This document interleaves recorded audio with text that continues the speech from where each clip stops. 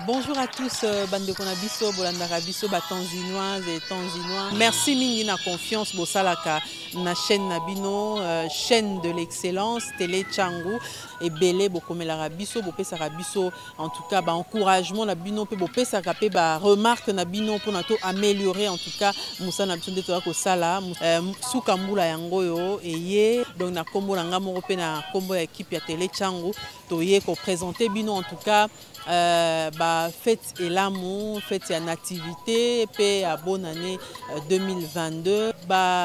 Veu na biso penza ya makasi to banda yango na Fabien Kuswanika yemoko oyo azali ko kamba biso nyonso na kati ya Télé Tchangou en tout cas tika année 2022 ezala année moko ya malamu penza o kende liboso nzamba batela yo pe na libota na yo mobimba to pesi pe tanzinois et tanzinoises nyonso en tout cas veu ya makambu ya malamu ebele et comme la bino to yebi que boti ko traverser surtout bino penza bozaki frappé na Covid-19 oyo mais nzambe aza na bino makambu na bino kende liboso biso équipe ya Télé Tchangou toza toujours wana pona ko sala la bino ko pesa bino information oyo awa ezali koleka na Kinshasa et bande ko ebele batuna kanga pe bako soutenir biso lolenge nini numéro na biso pe yango wana numéro M-Pesa yango wana bokoki ko soutenir biso pe na nzela wana. En tout cas meilleurs vœux à tout le monde et bonne fête de nativité.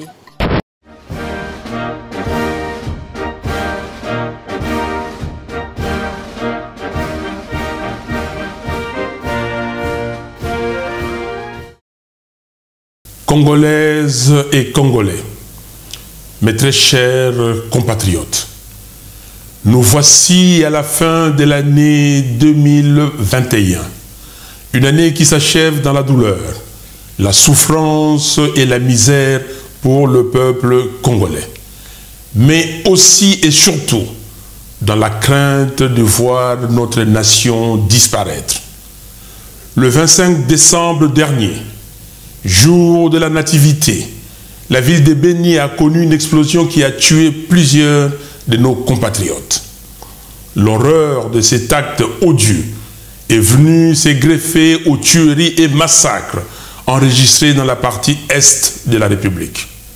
Je présente mes condoléances à toutes les familles qui ont perdu des êtres chers cette année à cause de l'insécurité généralisée.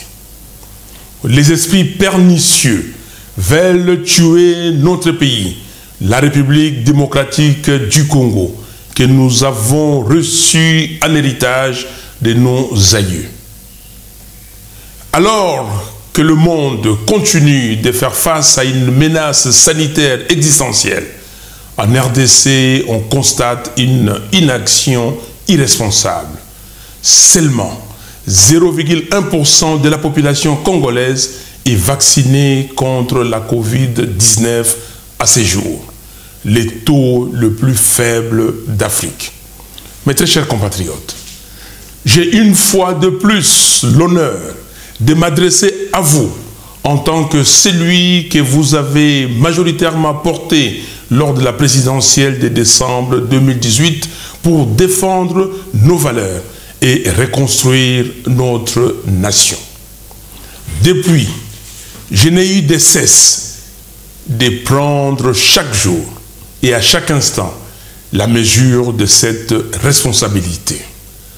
En cette fin d'année 2021, pleine de souffrances et d'épreuves, alimentée d'une part par l'inacceptable guerre qu'on nous a imposée dans la partie est de notre pays et d'autre part par la misère dans laquelle croupit notre population, je ressens davantage cette lourde responsabilité. C'est pourquoi je ne reculerai jamais et je ne m'écarterai nullement de cette volonté ferme qui m'habite d'élever à chaque fois que cela est nécessaire l'étendard de la résistance contre toute forme de violation des règles constitutionnelles, d'injustice, des trahisons de la patrie, des corruptions, des pillages des deniers publics, des mensonges, des violations de l'intégrité de notre territoire, d'antivaleurs et d'atteinte aux droits fondamentaux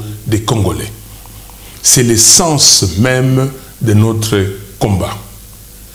Mes très chers compatriotes, du Congo hold-up, en passant par les hold-up électorales de 2018, au hold-up du programme des 100 jours et à l'escroquerie du RAM, sans oublier les détournements en tout genre, notamment les fonds destinés à la lutte contre la Covid-19 et à la paye des fonctionnaires, on peut aisément réaliser combien et comment notre pays est saigné à blanc par une minorité d'opportunistes sans foi ni loi dont la seule vocation est l'enrichissement illicite.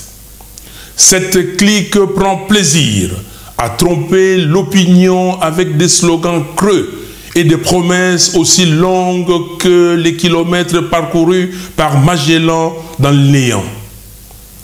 Mes très chers compatriotes, alors que le fonctionnement de la Cour des comptes est paralysé à dessein, l'Inspection générale des finances, IGF, symbole d'une lutte cosmétique contre la corruption, sert de paravent à un système de pillage institutionnel bien rodé. L'appareil judiciaire demeure aux ordres. Les députés nommés et accrochés à leurs intérêts personnels marchandent de manière éhontée leur collaboration à coups de jeep et autres dessous des tables. Au même moment, certaines confessions religieuses se mettent regrettablement au service de cette mafia. C'est scandaleux. Le pillage des deniers publics, qui est au cœur de ces systèmes, trouve même des théoriciens du mal qui les justifient et les défendent aveuglément.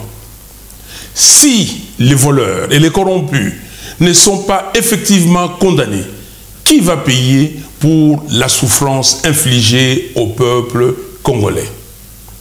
En définitive, nous nous retrouvons dans une situation ubuesque et discriminatoire où ce sont les petits et les faibles qui croupissent dans les prisons pendant que les portes de celles-ci sont grandement ouvertes pour laisser échapper les criminels en col blanc.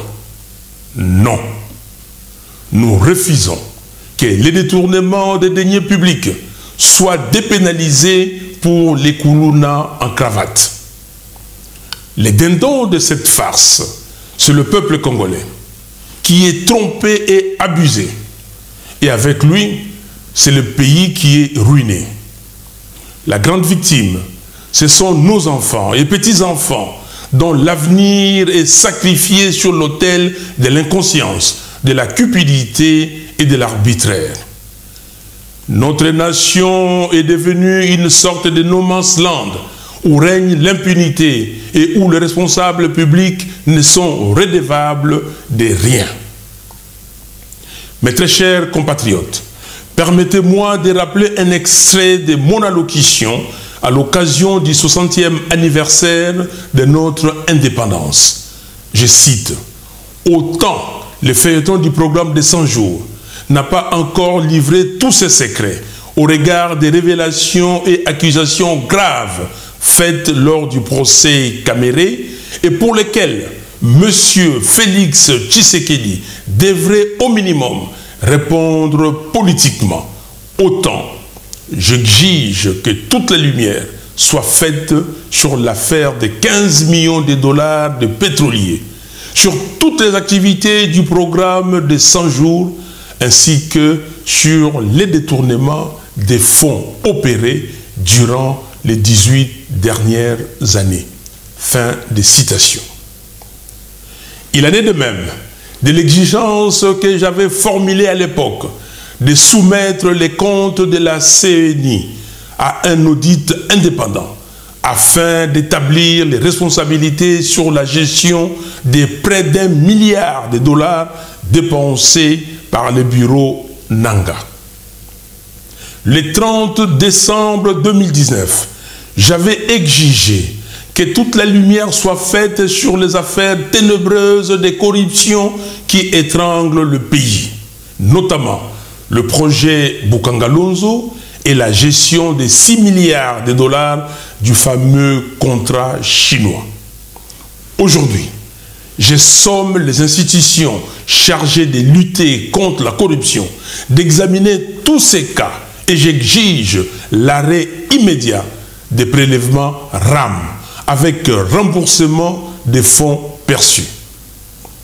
Mes très chers compatriotes, sous vos yeux, ces régimes illégitimes et irresponsables s'emploient à effacer la mémoire collective.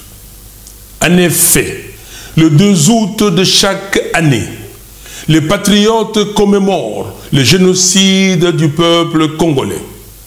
Le 5 juin de chaque année, dans l'indifférence totale du pouvoir en place, nous nous rappelons de la guerre des 6 jours, du 5 au 10 juin 2000 à Kisangani, entre l'Ouganda et le Rwanda, et nous pleurons les milliers de Congolais tombés sous les balles des fusils et des canons des militaires de ces deux pays.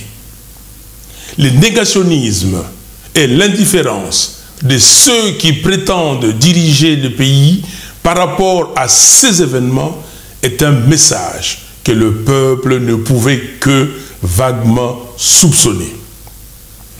Aujourd'hui, les masques sont tombés. Les faux semblants ne tiennent plus. En effet, le 27 mai dernier, en violation flagrante de la Constitution, M. Félix Tshisekedi a secrètement signé 2 accords de coopération militaire avec l'Ouganda. Un mois plus tard, le 26 juin, il a récidivé en signant 3 accords de coopération avec le Rwanda.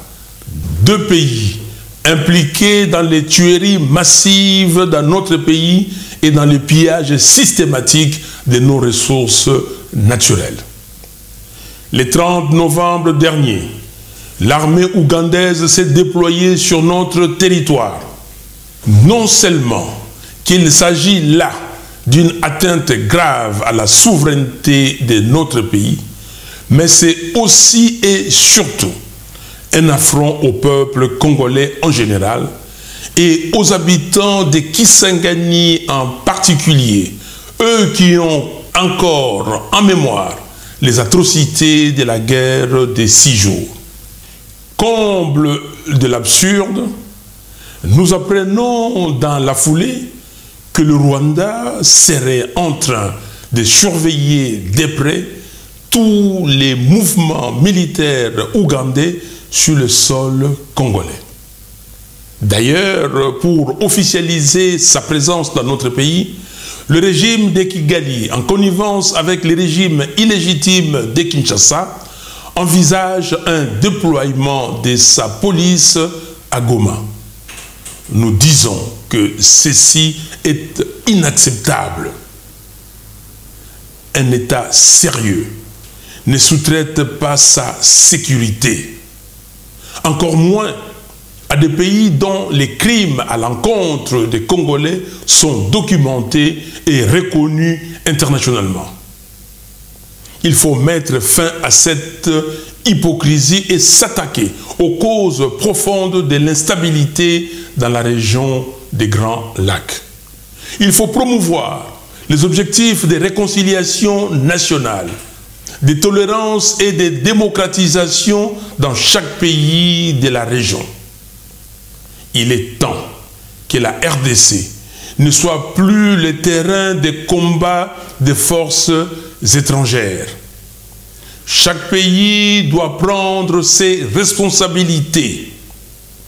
Soyons clairs, il n'y a pas de doute possible sur notre volonté à avoir de bonnes relations avec nos voisins. Mais cela doit se faire dans le respect mutuel. Ce que vient de faire M. Félix Tshisekedi est non seulement un aveu d'échec de son état de siège, mais constitue également des actes d'hypothèque de notre souveraineté et de notre indépendance. Ce sont des actes constitutifs de haute trahison. Maintenant, au regard de l'échec de l'état de siège, l'administration civile doit être rétablie le plus rapidement possible dans les provinces de l'Ituri et du Nord Kivu. Nos vaillants militaires doivent être équipés pour combattre les ennemis et défendre la nation. Aussi, les infiltrés et autres corrompus qui détournent les ressources affectées à nos soldats doivent être extirpés de l'armée nationale et des services de sécurité. Mes très chers compatriotes, pour le retour de la paix à l'est de notre pays, ce que j'avais proposé dans mon programme lors de la campagne électorale de 2018 reste d'actualité. Il s'agissait notamment de mesures urgentes ci-après. Le déménagement du Kankokolo de Kinshasa à Beni.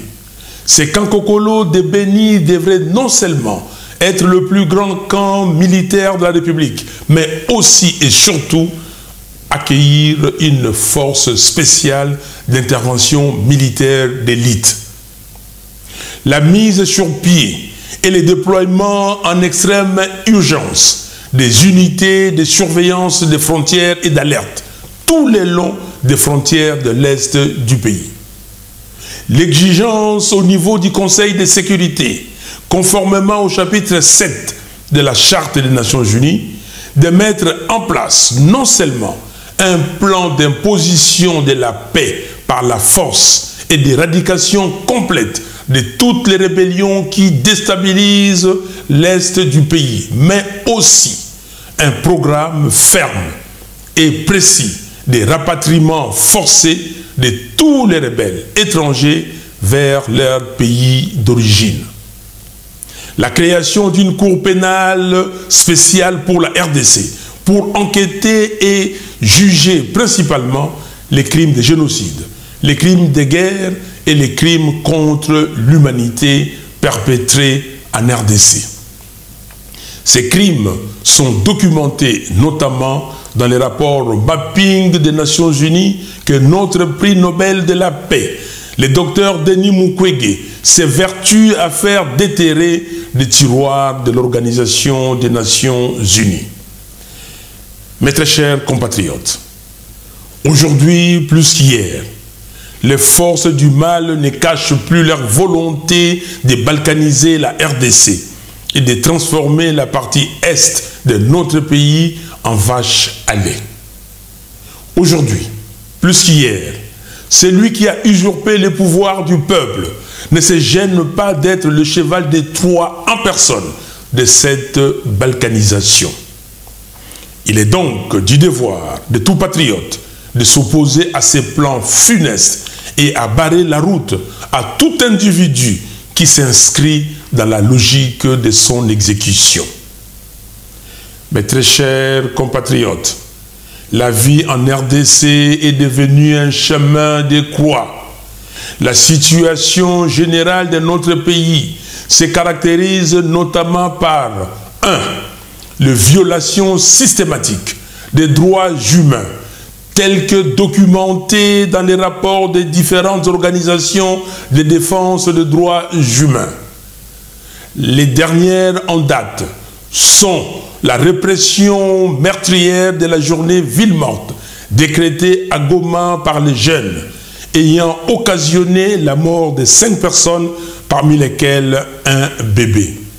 L'homicide de Davin Kalala par les militants d'un parti politique bien identifié. L'assassinat dans les bureaux de la police nationale du jeune Olivier Mpunga. L'emprisonnement de l'artiste musicien Delphin Vigna Mwasiki, alias Idengo Del Canto à Goma. La détention arbitraire de M. Luc Malembe dans la prison de Bunia et tant d'autres cas. 2. La malnutrition, le faible accès à l'eau et à l'électricité, l'absence de routes, les difficultés des transports, les faibles accès aux soins de santé, le chômage massif des jeunes, l'enclavement des milieux ruraux, l'instabilité et le manque d'assainissement, la hausse effrénée des prix sur le marché sont autant de souffrances qui étreignent les Congolais. La RDC occupe le 3e rang mondial pour le nombre de pauvres. 3. Le chèque patent de la gratuité de l'enseignement de base qui nous ramène à la case départ. La contribution des parents aux frais de scolarité a été restaurée. La qualité de l'enseignement est en dégradation continue et les enseignants sont mécontents de leur situation du fait du non-respect par le gouvernement de ses engagements. 4. L'escroquerie du RAM. Un prélèvement illégal, invisible dans les rubriques de recettes budgétaires de l'État et dont l'emploi s'est fait dans l'opacité la plus totale, mais maintenu par défi malgré les dénonciations et protestations de la population. 5. Le détournement de la majorité à l'Assemblée nationale, au Sénat et dans les assemblées provinciales, en profitant de la légèreté, de l'incohérence et du manque d'intégrité de ceux qui font la politique pour l'intérêt personnel. 6. La politisation à outrance des institutions impliquées dans le processus électoral, notamment la Cour constitutionnelle et la CENI. 7. L'instrumentalisation de la justice et les recours primaires au communautarisme, au tribalisme, au népotisme et au clientélisme. 8. L'instabilité entretenue des institutions provinciales. À ce sujet, 14 gouverneurs de province et quelques présidents des assemblées provinciales ont été destitués de manière cavalière.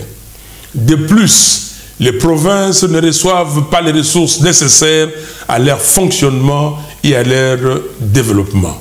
9. La signature des accords illicites et illégaux pour servir le projet de balkanisation de la RDC. 10. Un état de siège proclamé sans préparation ni planification et prorogé sans fin par un parlement aux ordres au mépris de l'indignation de la population. Pendant ce temps, les tueries en Ituri et au Nord Kivu se poursuivent. L'absence criante de vision hypothèque l'avenir de notre pays et des générations futures. Mes très chers compatriotes, permettez-moi néanmoins d'exprimer mon espoir de voir une RDC à la hauteur de son potentiel. Ceci est une conviction et elle est partagée avec tous ceux qui croient en un avenir meilleur pour notre pays. L'espérance, c'est de dire à tous ceux qui voudraient qu'on renonce, qu'on se résigne, qu'on dépose les armes du combat populaire, qu'on ait peur, qu'on ne tente rien et qu'on ne prenne aucun risque. C'est de leur dire que nous n'allons rien lâcher. Nous irons jusqu'à la victoire finale, celle de la récupération du pouvoir du peuple par le peuple et pour le peuple, afin de reconstruire notre pays dans la paix et la cohésion. Le temps est venu pour réaffirmer la puissance de l'esprit, du génie et du caractère congolais et de dire avec force que nous ne méritons pas le sort que nous subissons.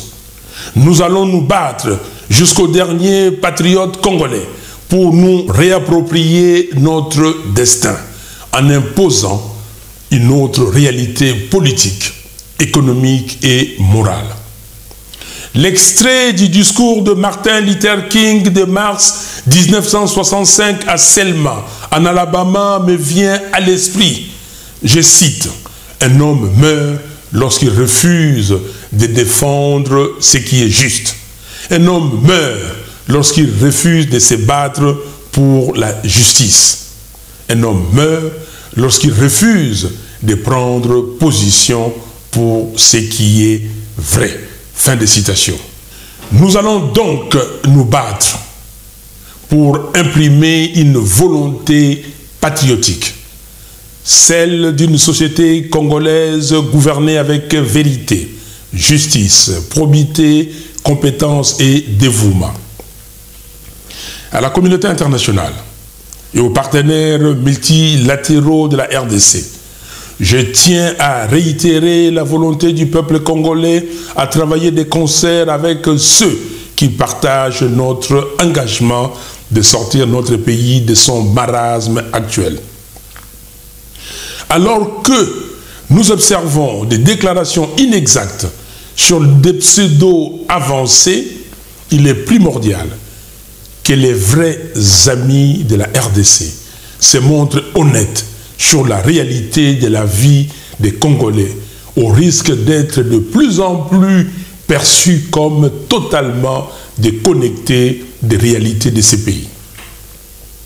On ne peut pas soutenir une stabilité hypothétique aux dépens des aspirations profondes d'un peuple.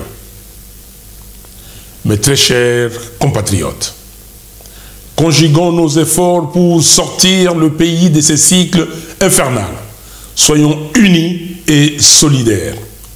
Ne permettons plus jamais à quiconque de nous prendre en otage. N'acceptons plus jamais d'être manipulés. Et surtout, n'acceptons plus les faits accomplis. Que des temps d'efforts et des sacrifices nourris et perdus sur l'autel du mensonge. Mais pour que la nation se construise et se tourne vers le progrès, nous devons dégager un consensus pour organiser les élections transparentes, crédibles, impartiales et apaisées. C'est là tout le sens de notre combat pour des réformes électorales consensuelles, notamment celle de la dépolitisation de la CENI et l'indépendance de la Cour constitutionnelle, condition essentielle pour la vérité des urnes. Ainsi, pour s'assurer que la victoire du peuple ne sera plus jamais volée, il est impérieux que l'organe de gestion des élections, la CENI, soit neutre, impartial et dépolitisé.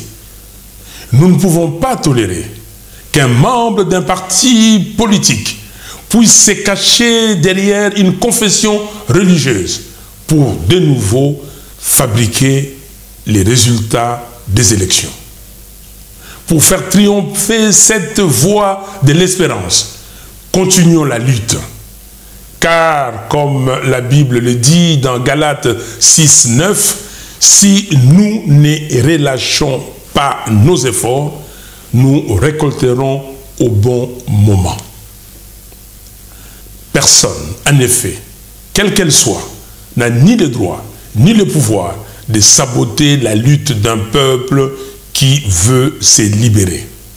Ce combat dans lequel nous nous sommes engagés est un combat existentiel pour la renaissance du peuple congolais.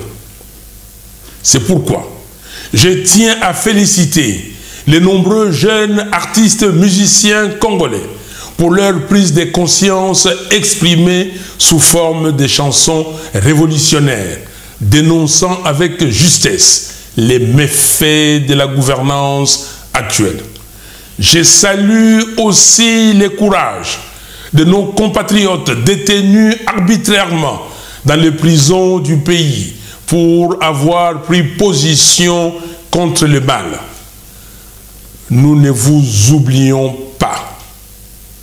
Je pense particulièrement à Luc Malembe et à Idengo Delgato, qui doivent être libérés immédiatement et sans condition. Il est inconcevable qu'on relâche des voleurs et qu'on emprisonne des vaillants combattants de la démocratie qui usent de leur liberté d'expression garantie par la Constitution. Congolaises et Congolais, très chers compatriotes, j'ai maintenant le devoir de faire écho à nos pères fondateurs qui ont conquis la souveraineté de notre pays pour que les Congolais soient libres et vivent dans la dignité dans un pays uni, fort et prospère. Cette lutte, nous la poursuivons avec vous, et ce, jusqu'à la victoire finale qui est certaine. Peuple congolais, réveille-toi. Mobilise-toi pour que l'année 2022 soit celle au cours de laquelle nous allons renforcer les bases de notre victoire prochaine et faire échec à tous ceux qui tentent de nous maintenir sous le joug de la tyrannie et de la pauvreté. Mes très chers compatriotes, lèvons-nous et battons-nous. Battons-nous pour libérer notre pays. Battons-nous pour que demain, nous puissions construire la RDC. Battons-nous pour que nous puissions vivre en paix et en sécurité dans notre pays. Et battons-nous pour mériter la reconnaissance et le respect des générations futures. Au reste, mes très chers compatriotes, Congolaises et Congolais, que l'année 2022 soit réellement une année de combat et une année de victoire. Bonne et heureuse année 2022. Que Dieu bénisse la RDC et son vaillant peuple. Je vous remercie.